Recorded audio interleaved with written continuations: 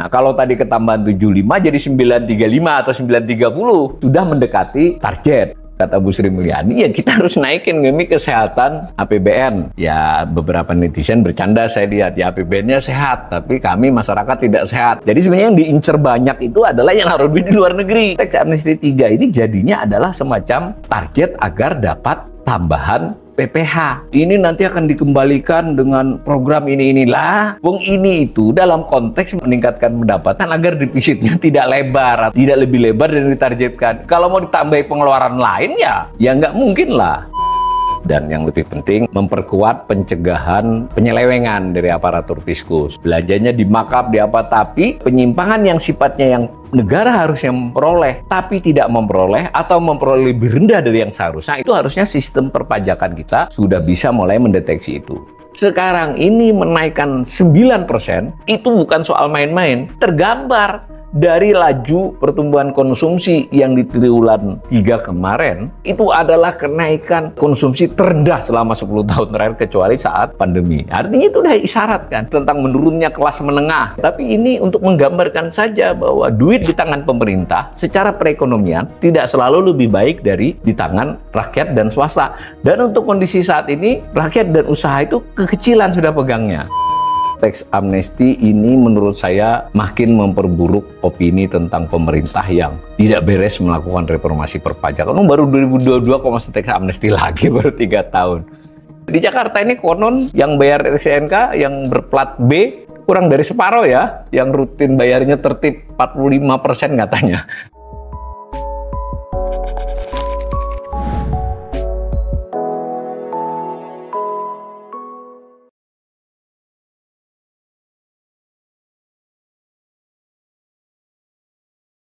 Assalamualaikum warahmatullahi wabarakatuh. Ibu, Bapak, saudara-saudara yang saya hormati, diskusi publik dari Bread Institute dengan tema soal perpajakan ya, terutama soal rencana kenaikan tarif PPN dan teks amnesti jilid 3. Kita mulai dengan mencoba memahami kondisi terkini perpajakan, terutama sekali pajak pertambahan nilai dan pajak penjualan barang mewah ya, PPN dan PPNBM, serta pajak penghasilan. Dari keseluruhan yang sudah diinformasikan oleh Kementerian Keuangan, kita bisa melihat bahwa penerimaan perpajakan APBN 2024 ini potensinya potensi besar. Jadi maksudnya kemungkinannya sangat besar mengalami yang disebut shortfall ya. Shortfall ini bisa diartikan sebagai kurang dari hasil sebelumnya, tetapi biasanya nggak begitu sih. Shortfall ini biasanya lebih diartikan tidak mencapai target yang ditetapkan. Target kan di APBN ya, hampir seluruhnya dalam konteks pajak ini tidak tercapai. Nah, beberapa bahkan turun. Kalau turun itu kan tidak hanya shortfall itu ya, tapi memang lebih rendah dari tahun sebelumnya. Bahkan dia sedikit lebih rendah dari outlook pertengahan tahun. Jadi dari perakhiran pemerintah di bulan Juli lalu saja, itu nampaknya shortfall, apalagi dengan APBN. Nah, nanti di rincian akan saya perlihatkan.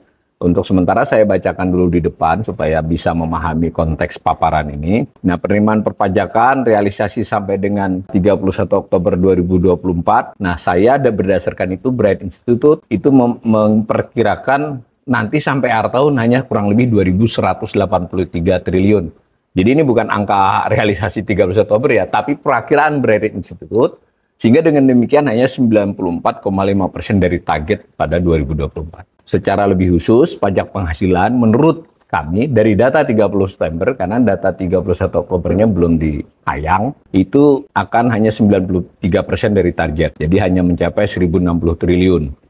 Kemudian PPNBM, pajak pertambahan nilai dan pajak penjualan barang mewah, itu kelihatannya hanya mencapai 763 triliun dari 811 triliun target, berarti 93% kurang lebih. Ini perakiraan Bread ya, bukan perakiraan Kementerian Keuangan.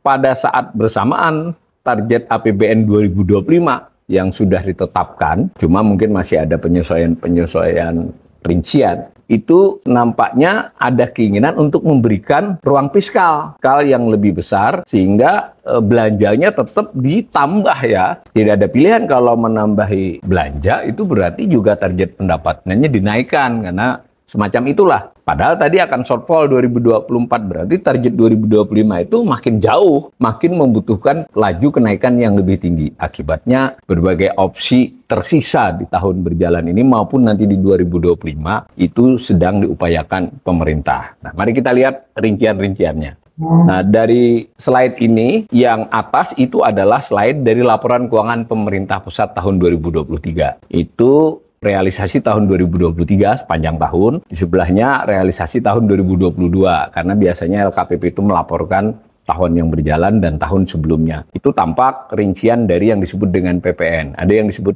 pendapatan PPN dalam negeri, ada pendapatan PPN impor, ada pendapatan PPN lainnya, ada pendapatan PPN BM dalam negeri, pajak penjualan barang mewah dalam negeri, ada PPN BM impor, dan ada PPN BM lainnya. Nah, dapatnya dulu 749,80, kita bulatkan ya, 750 triliun. Naik dari tahun 2024 yang kurang lebih 695 triliun. Nah, lalu pada tahun 2024 yang berjalan ini, APBN menargetkan 1.139,78 triliun. Kita bulatkan 1140 ya. Jadi cukup luar biasa ya. Itu pajak PPNBM 811,36 triliun targetnya. Jadi 811 dari realisasi 750 tahun sebelumnya kan memang ada target kenaikan. Nah, sampai dengan 30 September baru diperoleh PPNBM ya, PPN dan PPNBM 546,65 triliun atau 67,37%. Berarti kurang 3 bulan tuh dari 30 September. Pajak penghasilan itu targetnya sampai dengan 30 September baru 68,92% ya. Kurang 3 bulan lagi. Nah, itu sudah tanda-tanda shortfall. Sebenarnya analisisnya kami dilakukan, tapi di slide tidak terlihat. Kami bandingkan dengan tahun 2-3 tahun sebelumnya di tahun 2022, yang tahun-tahun yang normal ya, 2021 kita nggak pakai, 2019, 2018. Jadi ketika sudah sampai 30 September itu berapa persen dari target? Nah, umumnya di atas ini, di atas 69, 72, 73. Berarti dengan demikian, secara mudah, ini berarti akan shortfall, tidak akan mencapai target yang ditetapkan. Ini penerimaan perpajakan. Perpajakan ini lebih luas dari penerimaan pajak ya. Kalau penerimaan pajak itu sederhananya hanya yang diurusi oleh Ditjen Pajak. Berarti seluruh pajak, penghasilan, PPN, PPNBM, kemudian yang paling besar PPH dan PPN ya. Nah, ini perpajakan keseluruhan. Kalau disebut penerimaan pajak dibuang bea dan cukai. Bea itu berarti pajak perdagangan internasional. Nah, ini penerimaan pajak keseluruhan, itu kami dari Bright melihat hanya akan tercapai 2.182 triliun. Itu kurang lebih 93% dari target kalau tidak salah, yang dari target APBN. Nah, oleh karenanya, karena APBN 2025 sudah ditetapkan 2.433,5, maka naiknya adalah 11,40%. Nah, kalau dilihat rata-rata kenaikan, itu naik tinggi 20,44% di tahun 2022. Ingat, di tahun itu ada dua sebab ya. Satu sebab adalah karena kenaikan tarif dari 10 ke 11% di bulan April 2022. Nah, sebab lain memang ada peningkatan dalam konteks komoditas ya, sehingga dia bisa menyumbang DPPH maupun DPPN. Tapi selain dari 2 tahun itu kenaikannya sedemikian rupa, sehingga buat kami itu APBN 2024-2025 ini berarti naiknya 11,44% berdasarkan perakiraan realisasi 2024. Ini nampaknya sangat berat ya. Split ya, kita pecah rinciannya, salah satunya adalah pajak penghasilan. Itu nampak pajak penghasilan ada potensi di tahun 2024 ini, karena sampai yang sudah direalisasi, lalu kami coba hitung kemungkinan realisasi sampai akhir tahun, itu hanya di kisaran 93%. Tetapi biasanya pajak penghasilan ini ada upaya-upaya yang genjot ya.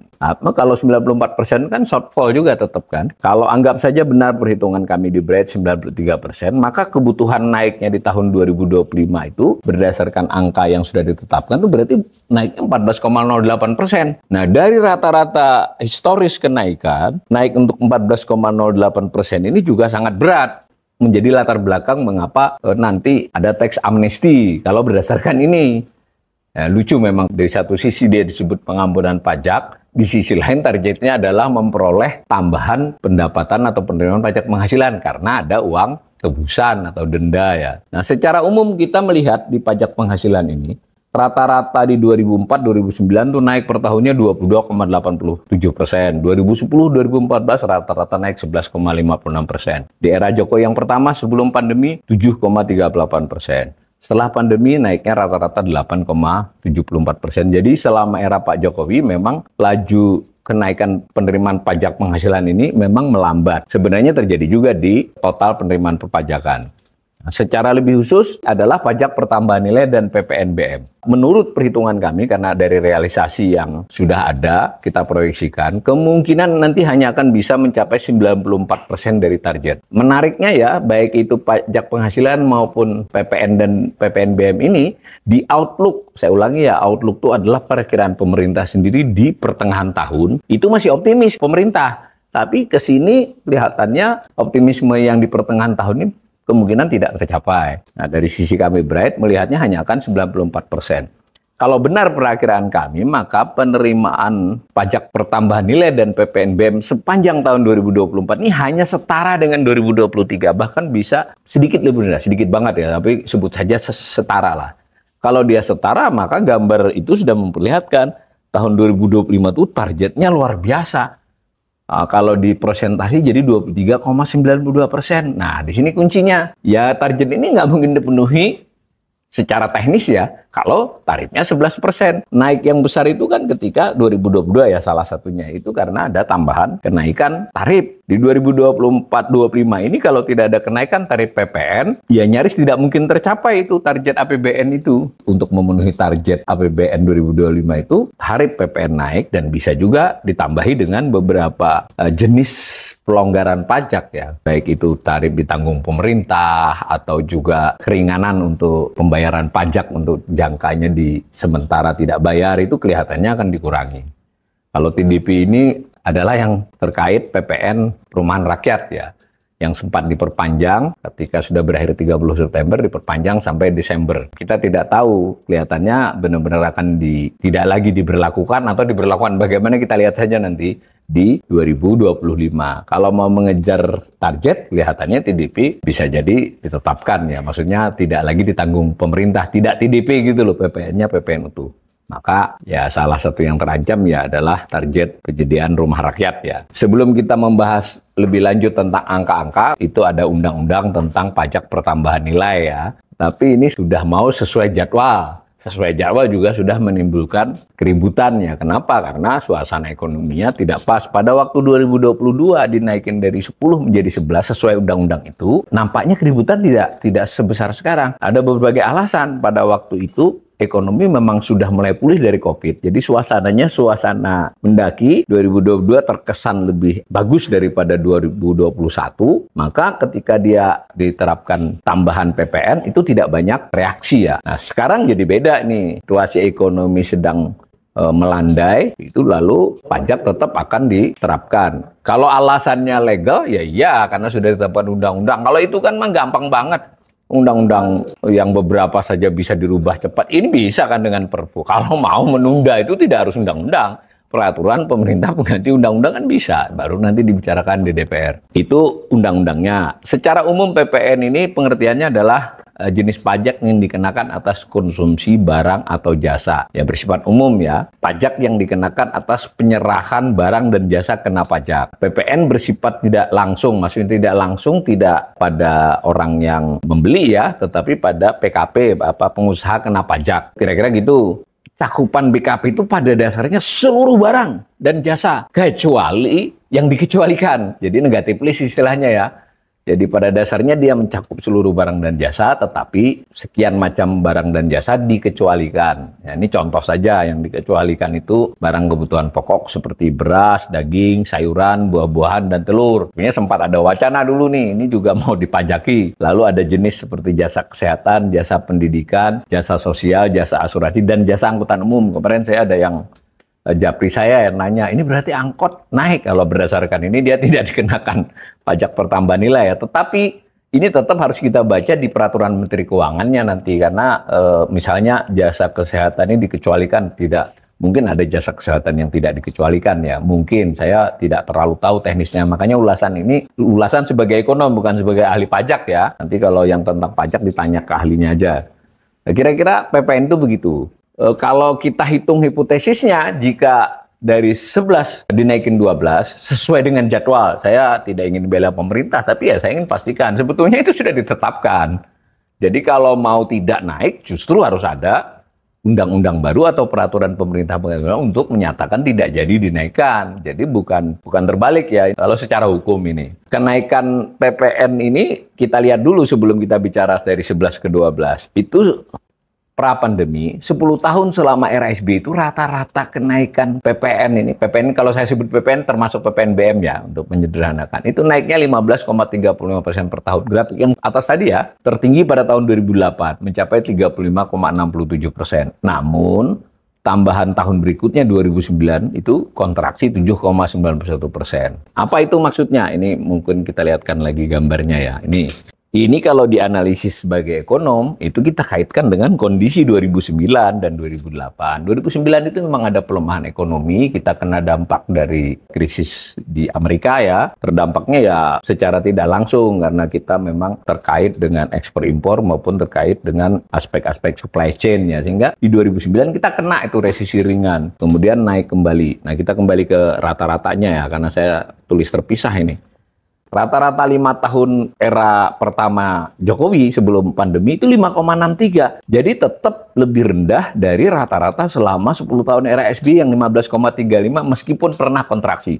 Nah era Jokowi ini landai kenaikannya di 5 tahun pertama. Kemudian baru di tahun 2022 itu naik agak tinggi, mencapai 24,59%. Karena pada waktu itu ingat, 1 April sudah naik 10 menjadi 11. Itu naikannya kan 10%. Kalau kita kurangi dengan itu, sebetulnya kenaikannya 14,59%. Ini perhitungan kasar ya, tentu smooth-nya harus ada kalau riset. Tapi secara sederhananya, sebab kenaikan 24,59 itu ada aspek tarif, ada aspek memang ekonomi pada tahun 2022 itu lebih baik dibandingkan 2021. Pertumbuhan juga lumayan ya, 2022 itu kalau saya tidak salah, ekonomi tumbuhnya 5,39% ya, cukup tinggi. Nah, kenaikan setelah itu, tahun 2023 itu hanya 11,06%. Tarif sudah berlaku ya. Dan di 2024 yang sedang berjalan ini, Bright Institute memperkirakan stagnan. Bisa kenaikannya nggak ada, 0%. Bahkan bisa sedikit kontraksi. Ya kalau ada airport habis-habisan mungkin bisa jadi naik 1% ya. Tapi kelihatannya susah. Maka dengan cara berhitung begitu saya dan tim saya di Bright Institute menghitungnya jika tidak ada kenaikan. Andai ini pemerintah sekarang menerima aspirasi yang sedemikian kencang. Sekali ini yang ribut malah anggota DPR ribut. Pengusaha apalagi, masyarakat ya bersuara di platform media sosial ya, malah ada istilah frugal living ya, frugal living itu hemat karena terpaksa sebenarnya kan. Nah, kalau tidak ada kenaikan, tetap kemungkinan naik PPN itu. Ada satu hal yang harus kita pahami, PPN itu naik juga ada kaitannya dengan inflasi, ya toh. Kalau inflasinya naik, sebutlah inflasi 2-3%, ya otomatis PPN-nya kan naik. Jadi tidak karena kinerja juga sepenuhnya. Kinerja karena bertambahnya produksi atau bertambahnya penjualan satu hal. Karena kenaikan harga satu hal. Maka seandainya normally tidak ada peristiwa yang aneh di tahun 2025, usual, ekonomi mungkin tidak membaik banget, tapi juga tidak lagi memburuk dari sekarang, itu perhitungan kami ya antara 5-6%. Kalau pajaknya tetap 11%. Nah kalau 11 jadi 12 itu naiknya sih nggak 10 lagi kan, sebenarnya cuma 9,09% ya. Ini penting juga nih. Tapi saya lihat netizen juga sudah mulai ada yang kritis. Itu bukan naik 1%, bener dia. Yang benar itu naik 1% poin dari 11 menjadi 12. Tapi kalau secara persentase kenaikan dari 11 ke 12 itu naiknya 9,09%. Nah, kalau itu diterapkan, ada potensi kenaikan akan mencapai 15%. Kurang lebih begitu perhitungannya. Tetapi, targetnya APBN 2025 itu sebenarnya hampir 24%. Kalau dikaitkan dengan perakiraan Bright terhadap realisasi. Jadi tetap kurang. Sebagai ilustrasi, kenaikan 9,09% itu kisarannya 75. Hanya bisa disebut kisaran ya, kita tidak tahu bagaimana inflasi, bagaimana produksi barang secara persis, bisa memperkirakan. Tapi berdasarkan data historis dan berdasarkan rata-rata kenaikan PDB, jadi cara melihatnya nggak pertumbuhan ekonomi, tapi kenaikan PDB nominal ya, PDB harga berlaku itu 75 triliun lah. Ada sih yang menyebut sampai 100 triliun, itu optimis, berarti PDB-nya naiknya agak kenceng dan Bisa juga pesimis, berarti inflasinya agak kenceng kan. Kami Bright cenderung menyebutnya kisaran 75 triliun. Bisa ya terbayang oleh para pemirsa, kalau tidak jadi dinaikin, ya berarti itu tidak diperoleh gitu loh. Naiknya 5-6%. Nah, sekarang ini 2024, perakiraan kami itu hanya 94% dari target. Kalau 94% dari target, dia dapatnya kurang lebih 810 triliun dan targetnya 811. Jadi ya anulah, samalah. Nah, kalau demikian, target yang mencapai 945 triliun di 2025 itu kan jadinya adalah kenaikan hampir 24%. Kalau tidak naik tarifnya, naiknya hanya sekitar 5-6%. Jadi 800 tambah 5-6% ya 870-an saja, 860 bahkan. Nah, kalau tadi ketambahan 75 jadi 935 atau 930 masih sudah mendekati target. Menurut saya, ini tafsiran saya. Kata Bu Sri Mulyani, ya kita harus naikin demi kesehatan APBN. Ya beberapa netizen bercanda, saya lihat ya APBN-nya sehat, tapi kami masyarakat tidak sehat. Nah, itu silakan ya, saya ekonom mau coba menjelaskan secara dingin nih. Dari sisi pemerintah ya memang ya seperti itu sekarang. Bahwa kalau mereka melihat fokus pada keuangannya mereka, keuangannya pemerintah, ya ini memang nyaris harus naik ya, dari sisi dia PPN ya. Nah, bagaimana kalau pengampunan pajak? Ya, saya sebut pengampunan pajak. Sebetulnya memang istilahnya tax amnesty tidak selalu dipakai ya. Kadang sunset policy, kadang apa istilahnya itu PPS itu apa? Pelaporan pajak secara sukarela, kan ada macam-macam istilah. Nah, kita setback dulu. Sudah pernah terjadi sejenis pengampunan pajak atau tax amnesty ini pada saat Orde Lama ya, di ujung lah. Ada penetapan presiden dulu namanya Penpres ya, bukan Perpres ya. Tahun 1964 diterapkan di 1965, semacam itu pengampunan. Lalu digalang dana, dendanya itu apa tebusan ya. Dapat ditargetkan 50 miliar. Ya jangan pandang 50 miliar dari tahun itu ya. Kalau di sekarang jelas angka ini udah puluhan triliun sebenarnya. Tebusan ditetapkan 5-10% dari modal yang mendapat pengampunan. Jadi kalau diampuni, dia melaporkan 100 miliar, berarti dia harus bayar antara 5 sampai 10 ya, tergantung kasusnya. Ternyata realisasi pengampunan pajak itu saya salah tulis ya, 2025. Itu realisasi pengampunan pajak 1965 maksudnya mencapai 121 miliar. Jadi lebih tinggi dari target pada tahun itu. Itu yang dialami pada tahun 65 ya. Tapi tetap aja kita krisis ya, karena kaitannya nggak hanya ekonomi tapi juga politik. Nah, 84 berarti era Soeharto ya. Ada lagi soal pengampunan pajak ini tapi terkait dengan keseluruhan reformasi perpajakan. Salah satu reformasi perpajakan itu adalah Undang-Undang PPN yang masih berlaku ya, meskipun sudah dirubah-rubah banyak bagiannya. Undang-undang tata cara perpajakan, kemudian pajak penghasilan, lalu Undang-Undang PPN. Jadi itu undang-undangnya sendiri-sendiri. Bentuknya nyaris sama dengan 64. Jadi semacam investigation amnesty. Jadi maksudnya kalau mengaku apa gitu jadi dapat amnesti. Yang tahun 84 ini memungkinkan wajib pajak bebas dari pengusutan fiskal dan laporan tentang kekayaan yang sudah berlalu. Nah, kemudian diikuti oleh 182.114 wajib pajak pada waktu itu, orang pribadi, lalu 22.748 wajib pajak badan. Uang tebusan yang dikumpulkan 67,8 miliar. Kecil nih. Dulu 121 miliar tuh tahun 1965 ya. Jadi ini gagal ini sebenarnya pada tahun ini. Kalau berdasarkan duit orang pribadi 45,6 miliar, wajib pajak 22,2 miliar. Kalau dikaitkan dengan keseluruhan penerimaan negara yang waktu itu 6.616, 6,62 triliun, itu hanya 1%. Kalau sekarang berarti kalau misalnya nanti tax amnesty dapat 100, ya 100 dari 2.900 ya lebih tinggi lah sedikit ya kalau dapat. Nah, lalu ada sunset policy, ini jadi soft tax amnesty lah kalau saya nyebutnya, ini istilah saya. Jadi tax amnesty tapi lebih soft lah, tidak pengampunan yang vulgar ini. Pada zaman SBY, 1 Januari sampai 31 Desember 2008 sempat diperpanjang hingga 28 Februari. Ada dasar hukumnya juga. Semua tax amnesty ini harus memiliki dasar hukum ya. Biasanya yang udah ada undang-undang atau lagi tambahan perubahan undang-undang. Ketika selesai dilaksanakan, itu lumayan ini secara jumlah ya. 3,5 juta wajib pajak baru. PPh-nya dikumpulkan juga lumayan, ini PPh denda ya, 5,56 triliun. Lalu berhasil lagi 1,9 triliun. Berarti totalnya berapa itu? 7,5 triliun, 7,46 triliun waktu itu. Jadi gini, pengampunan pajak itu bukan soal nyari denda saja, tapi seperti profiling ya. Jadi mendata ulang, jadi yang sebelumnya tidak terdata karena akan diampuni pada bersedia didata, melaporkan, ya bayar denda. Dendanya tentu tidaklah merupakan jumlah dari kewajiban-kewajiban yang harusnya dia bayar seandainya dia diketahui sejak 5 tahun yang lalu. Enggak, ya, karena itu disebut pengampunan. Kalau di STNK itu TNK diputihkan lah. Ini biasanya disajikan sedemikian rupa supaya wajib pajak itu merasa ini menguntungkan. Intinya ada sunset policy dengan hasil semacam itu di era SBY. Penyebutan tax amnesty ini agak kuat adalah di era Jokowi, karena mungkin juga kemajuan teknologi informasi ya. Jadi saya ingat betul tuh, tax amnesty pertama ini kan hingar-bingarnya luar biasa ya, pemberitaannya, sosialisasinya. Ada web yang disediakan khusus itu untuk program tax amnesty itu. Bisa dilihat progresnya tiap waktu ya. Saya sempat suka tuh ngeliatin ini ada tambahan nggak. Dasar hukumnya juga ditetapkan khusus ya. Tidak hanya mengacu pada undang-undang perpajakan yang ada. Ditetapkan Undang-Undang Nomor 11 Tahun 2016 tentang pengampunan pajak. Prinsipnya wajib pajak hanya perlu mengungkap harta dan membayar tebusan pajak sebagai pajak pengampunan atas harta yang selama ini tidak pernah dilaporkan.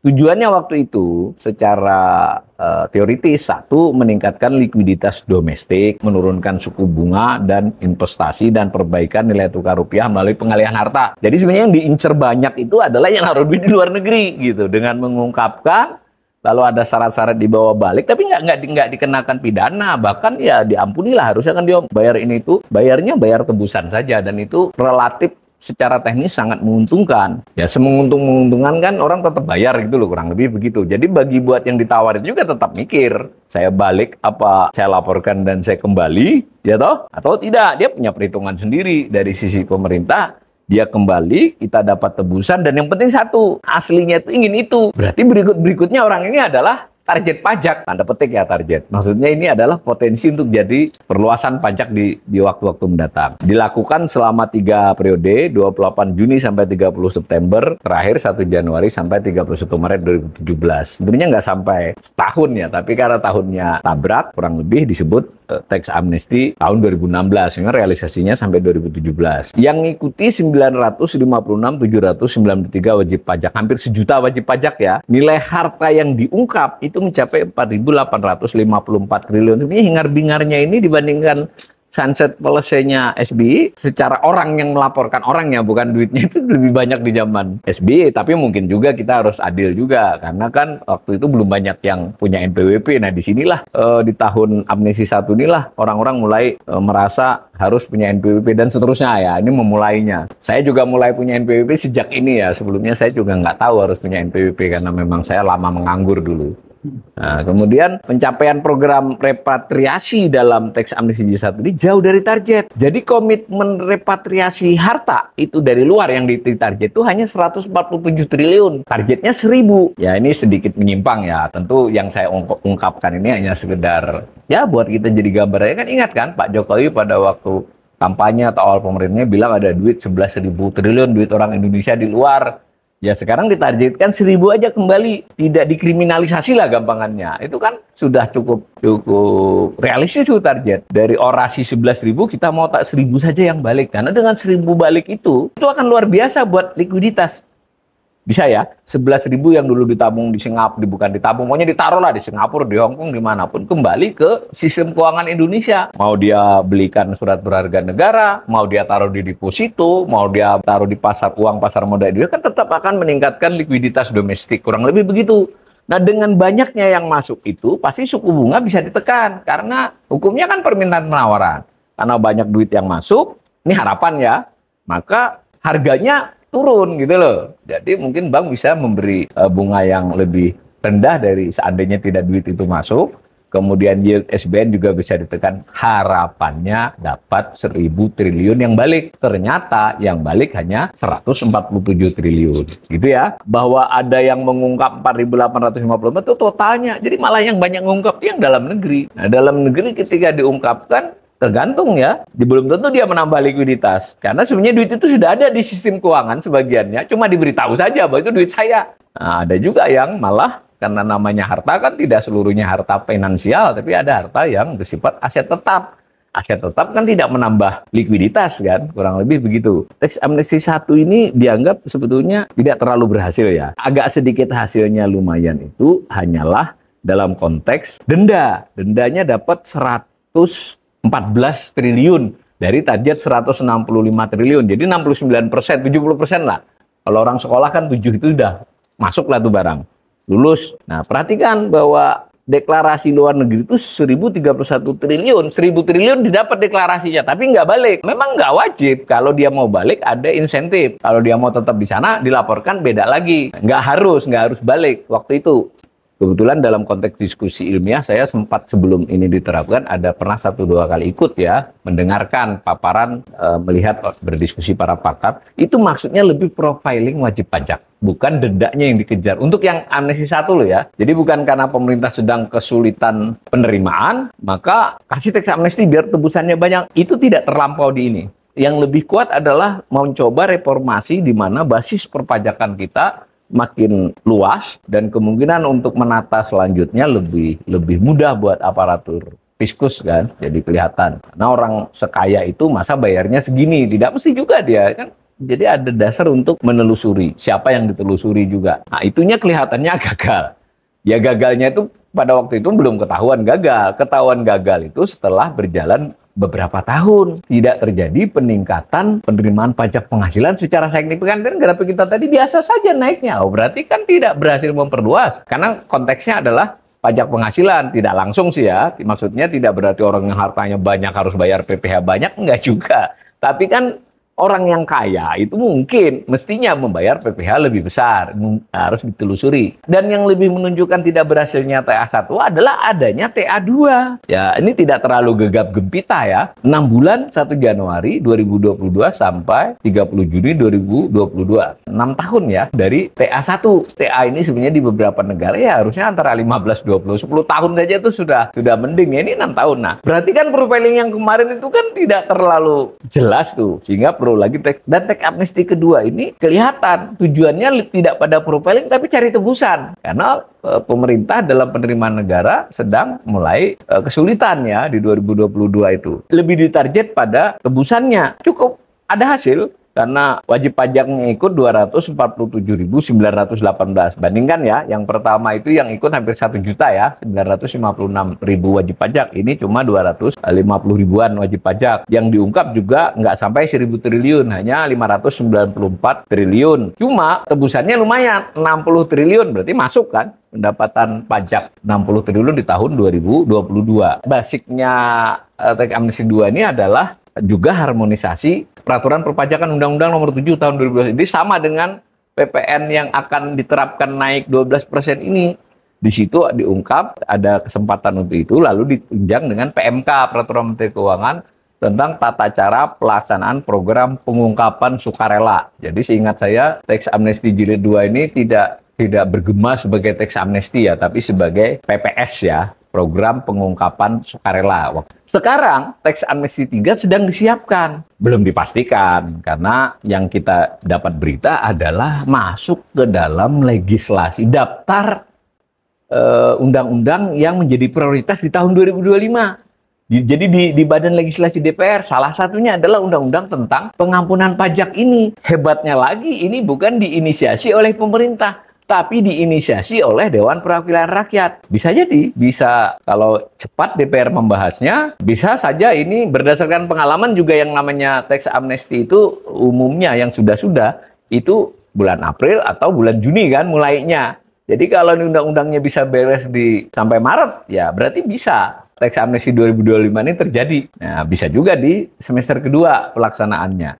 Saya kira tidak diakui tentu saja secara eksplisit. Tapi tampak bahwa kalau dari grafik-grafik kita tadi, teks amnesti ini dibandingkan soal profiling, mau profiling apa lagi, kita sudah punya teks amnesti 1, kita sudah punya teks amnesti 2, kita juga sudah melihat betapa aparatur fiskus sudah bekerja keras, sistem informasinya juga sudah harus diakui ya. Kalau kita mau mendaftar, kalau kita mau melaporkan tahunan, itu jauh lebih mudah. Kita nggak perlu datang ke kantor pelayanan pajak kan, kita bisa ngisi, mau buat NPWP juga bisa online. Artinya dari sisi itu untuk profiling kelihatannya tidak terlihat ya, tapi nampak targetnya mengarah kepada tebusan gitu loh. Jadi tax amnesty jilid 3 ini pandangannya Bright ya, pandangan saya, bukan pemerintah tidak bilang begitu. Menurut saya tax amnesty 3 ini jadinya adalah semacam target agar dapat tambahan PPh, tambahan penerimaan perpajakan lah. Tadi karena alasannya sudah saya ungkap di atas tadi, karena perlu ada effort ya, extra effort lah. Jadi kalau as usual nggak capai nih 2024 shortfall, 2025 shortfall lagi, bahkan shortfallnya lebih ekstrim kalau tidak ada extra effort dari aparatur fiskus. Selama 10 tahun era SBY 2015, itu rata-rata kenaikan PPh itu 17,21% per tahun. Tertinggi 2008, 37,36%. Ingat, tadi sama dengan PPN tadi ya. Jadi ini juga biar kita bisa menghubungkan ya, PPN, PPNBM dengan PPh itu sangat terhubung. Mudah sekali melihatnya. Karena kan PPN, PPNBM yang sebagian itu ada migas, ada tambang, itu kan kena dua-duanya kan. Di PPN dia ada, nanti di PPh sebagai wajib pajak badan kan juga ada gitu loh. Jadi dia paralel tuh, kalau terjadi boom komoditas, baik produksinya meningkat, penjualannya meningkat, ekspornya meningkat, itu akan berdampak positif, kenaikan maksudnya terhadap PPN maupun terhadap PPh. Maka terlihat tuh daerah SBY 17,21, 2008 tertinggi, dan 2009 tetap kontraksi, sama dengan PPN. Sedangkan di era Jokowi sudah turun rata-ratanya. Kita ambil sebelum pandemi ya, itu hanya 7,38% dari 2000 sampai 2000. Itu sudah terbantu tax amnesty 1 loh. Tahun 2022 selain karena tax amnesty, ekonomi juga sudah mulai pulih, terbantu lagi. Jika tidak ada tax amnesty, harapan dari 2005 ini, maka perakhiran Bright Institute kita akan tumbuh kisaran 6% di 2025. Sedangkan 2024 diperkirakan stagnan. Kalau diterapkan pada tahun 2025, anggap saja mulainya 1 Juni gitu ya. Karena pajak penghasilan itu beda dengan PPN ya. Kalau PPN kan penerapan selisih sebulan itu karena transaksi kan terus berlangsung. Tapi kalau PPh kan bisa setahun kan otomatis. Kebanyakan beberapa objek PPh itu setahun ya, kecuali jenis-jenis tertentu. Itu maka kisaran capaiannya bisa 80 triliun. Saya dengar-dengar sih targetnya 100. Berarti kalau itu terjadi 80 ditambah dengan kenaikan as usual tadi, ya naiknya bisa 16% ya. Maka bisa mencapai 1.246 triliun. Jadi kalau tax amnesty diterapkan, ada kemungkinan target APBN 2025 terpenuhi. Kalau tidak diterapkan, kelihatannya target PPh tidak tercapai. Nah, itu kalau kita bicara APBN dari sisi pemerintah ya. Kita harus coba pahami juga supaya pernyataan Ibu Menteri Keuangan kita butuh APBN sehat ya, kita paham. Tapi saya juga sedikit menyangkal ya, kalau ini nanti akan dikembalikan dengan program inilah, wong ini itu dalam konteks meningkatkan pendapatan agar defisitnya tidak lebar, tidak lebih lebar dari ditargetkan. Kalau mau ditambahi pengeluaran lain ya nggak mungkin lah. Ya itu lebih bersifat narasi saja.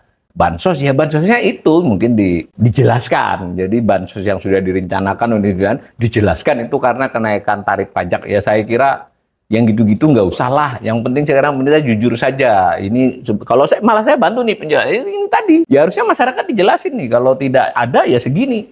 Nah tetapi ini masalah yang mungkin sebagian yang kami sampaikan ini sudah kita setujulah dengan beberapa pendapat pengamat ya. Dilihat dari kesulitan pemerintah untuk memenuhi target penerimaan pajak APBN 2025 itu, maka pelaksanaan kenaikan tarif PPN nyaris hampir pasti dieksekusi ya, kecuali ada tekanan politik yang luar biasa. Sedangkan tax amnesty sangat mungkin, saya ingin garis bawahi sangat mungkin, mengingat juga kebutuhannya ada. Kalaupun tidak jadi dilaksanakan 2025, akan dilaksanakan 2026 tax amnesty-nya.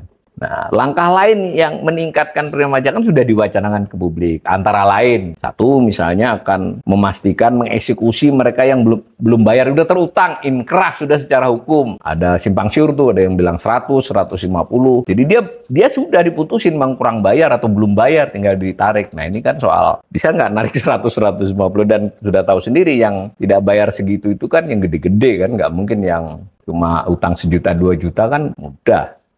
Saya tidak tahu bagaimana sistemnya Fiskus terhadap penegakan hukum ini. Pasti ada caranya ya, aparatur Fiskus mungkin dengan tambah aparat yang lain itu untuk memastikan mereka yang terutang, terutama yang besar-besar itu dan sudah inkrah secara pengadilan itu bayar gitu aja. Nah, lalu ada juga isu menggali potensi pajak underground ekonomi. Kita sudah dengar menjadi perdebatan juga. Yang dimaksud underground ini apa? Judol. Kalau judi online dipajaki ya berarti sama dengan mengakui judi online kan. Nah, ada juga soal penyelundupan sebenarnya. Kalau penyelundupan ini ya seperti apa? Atau pembajakan ya, artinya produksi-produksi yang melanggar undang-undang hak cipta atau apapun. Nah, yang jelas kalau underground ekonomi yang ilegal mungkin tidak dipajaki, tetapi bisa dicari agar disita sehingga menghasilkan tambahan pendapatan. Itu mungkin. Tapi itu harus diperhitungkan ongkosnya juga. Yang namanya usaha-usaha begitu kan meningkatkan ongkos. Bagaimana? Tapi saya termasuk yang ya boleh nih underground ekonomi. Cuma ketika underground ekonominya menyasar kepada transaksi informal yang kecil, nah transaksi informal yang besar kelihatannya banyak sebenarnya. Tapi saya tidak tahu apakah aparatur fiskus punya kemampuan. Udah banyak sebetulnya info-info liar ya, bahwa sistem mereka saling pinjam meminjam di raksasa-raksasa itu kan tidak melewati perbankan, tidak melewati ini transaksi-transaksi saling membiayai itu kan. Ada yang harus kena pajak dong. Nah itu karena dia lakukan di bawah tangan ya tidak. Mungkin itu salah satu yang bisa disasar. Nah tetapi kalau yang disasar kemudian transaksi-transaksi recehan ratusan ribu ya bahaya juga ya. Yang jelas sudah jadi isu. Lalu isu lain adalah transaksi digital. Kalau ini malah kita support ya sebetulnya. Pemerintah kelihatannya harus memperkuat upaya untuk meningkatkan hasil dari pajak terhadap transaksi digital ya. Ini saya tidak ahli ini. Konon ini yang sudah masalah. Tapi ini juga terkait juga dengan pinjol ya. Kalau pinjolnya ilegal ya nggak bisa dong dipajaki dan seterusnya. Selalu saran dari ahli manapun, dari pengamat manapun, itu pasti menyarankan perbaikan penerapan ketentuan perpajakan. Itu pasti ya. Dan yang lebih penting adalah memperkuat pencegahan penyelewengan dari aparatur fiskus. Itu sudah jelas. Karena harus hati-hati kita kalau penyelewengan umum diketahui publik dan yang biasanya publik ikut bisa mengawasi adalah ketika dia menyelewengkan belanja. Belanjanya di markup, di apa, tapi penyimpangan yang sifatnya yang negara harusnya memperoleh, tapi tidak memperoleh atau memperoleh lebih rendah dari yang seharusnya, itu memang memerlukan ilmunya ya, dan itu yang kita mau. Dan bukan hanya ilmu, itu harusnya sistem perpajakan kita sudah bisa mulai mendeteksi itu. Tapi sejauh yang saya dengar dari kawan-kawan saya yang ada di sistem perpajakan, sebetulnya udah mulai ada ya, itu tinggal pimpinan-pimpinannya saja bagaimana bisa menerapkan itu lebih disiplin, kemudian juga harus tegas terhadap aparatur fiskus yang membawa nama buruk pajak dan seterusnya lah. Tetapi kita juga, karena ini sudah kondisi terkini ya, jadi maksudnya yang bersifat perbaikan-perbaikan evolusioner itu kan tidak mungkin bisa menyelamatkan seketika penerimaan 2025. Intinya gitu kan. 2025 ini lalu sudah ada pikiran ini shortcut, breakthrough, terobosan. Nah ini bangsa memang terlalu sering buat kebijaksanaan terobosannya. Jadi itu udah mudah lah, kita di jalanan juga kalau orang yang suka nerobos itu menyelesaikan masalah dia, tapi membuat susah orang lain. Bahkan saya sering beri candaan, kalau orang semua nyari jalan alternatif, nanti di jalan alternatif itu yang macet. Kan gitu, kayak orang mudik itu. Jadi bukti sebuah negara dikelola dengan kurang baik itu ketika banyak terobosan justru. Karena mestinya kan membangun sistem, membangun penerapan yang pelan-pelan dia semakin baik, aparaturnya juga. Kita tidak bisa bicara penyelewengan itu hanya soal moral, tapi memang soal bagaimana dia ada koridor-koridor yang mempersempit kesempatan mereka untuk melakukan kecurangan, kan seperti itu. Cuma diceramahi saja ya jebol biasanya ya, karena itu ada batasnya. Tapi kalau sudah di akhlaknya sudah ada upaya untuk memperbaiki moral, baik dari sisi waktu menerima, lalu ada sistem yang memungkinkan lebih membatasi penyelewengan, itu baru oke. Tapi itu semua jangka menengah dan panjang. Meskipun mungkin sudah ya dilakukan, tapi ini 2025 kita bicaranya. Udah ada di depan mata, pemerintah banyak maunya itu pasti belanja, sementara sudah dikasih ruang oleh penyusunan APBN di periode sebelumnya untuk 2025, itu saja untuk memenuhinya pendapatannya kurang. Salah satu pendapatan yang terbesar adalah pajak. Apalagi kalau ini dalam beberapa bulan ada penyesuaian. Kementerian tambah banyak, program prioritasnya bertambah atau sub prioritas. Ini kalau naik lagi, ini makin nggak nututi lagi. Itu kan urusan setahun ke depan yang dibebani perpajakan. Kita ambil contoh saja ketika diterapkan untuk 2022 April. Itu saja mengakibatkan inflasi menembus 0,95% di bulan April. Nah, saat ini nanti mungkin dampak inflasinya tidak terlihat di angka karena kita cenderung inflasinya rendah, dinaikin sedikit kelihatannya hanya dari harusnya 2 menjadi 3%. Hati-hati ya, karena masyarakat itu dengan deflasi saja masih mengeluh. Deflasi itu man-to-man-nya. Kalau year on year-nya tetap inflasi sebenarnya. Bagaimana kalau ditambah lagi naik sedikit? Ya, jadi ini soal ekonomi ini kadang kita bisa terjebak dengan presentasi-presentasi yang menyamarkan ya. Karena begini, kalau misalnya saya sudah biasa 1.000 gitu ya, naik 1.100 seolah-olah 100 itu kecil. Tapi ketika saya memperoleh harga 1.000 itu sudah, ya hampir seluruh uang saya habis untuk 1.000 itu. Maka kenaikan 100 perak itu bukan soal main-main. Itu yang diungkapkan oleh banyak pihak. Sekarang ini menaikkan 9% itu bukan soal main-main. Sudah yang mengeluhnya itu pengusaha.